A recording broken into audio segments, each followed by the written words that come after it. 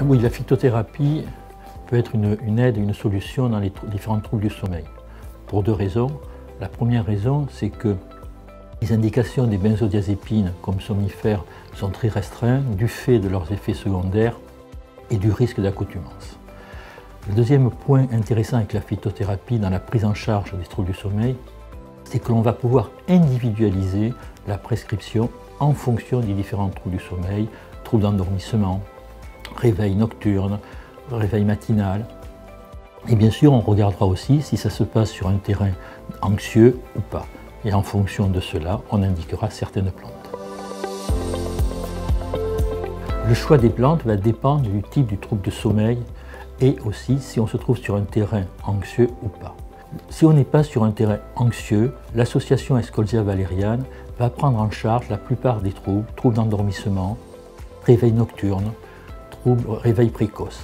En plus, cette association de plantes va préserver le sommeil lent profond, qui est la période où on récupère physiquement, et le sommeil paradoxal, qui est la période où on récupère psychologiquement. Si on est sur un terrain anxieux, on va devoir prendre en charge ce terrain dès le matin avec de la rhodiole, et le soir, on rajoutera des plantes caractéristiques du type de trouble du sommeil. Si la personne se réveille avec des palpitations, peur de mourir, on pourra donner l'aubépine. Si c'est des brûlures d'estomac, de la mélisse. Si c'est des contractures musculaires, de la valériane. Et c'est ainsi qu'on pourra prendre en charge de manière individuelle le trouble du sommeil. Alors, il faut comprendre que la prescription d'une plante et de l'efficacité d'une plante va dépendre de son mode d'extraction.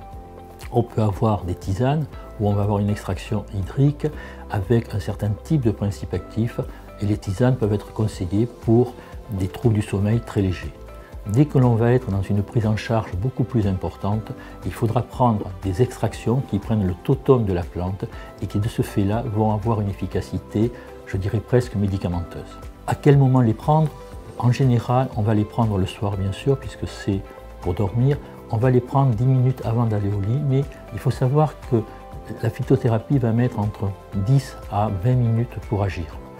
Mais il faut, pour que ça agisse aussi, que la personne soit dans un état de détente, qu'elle soit dans le lit.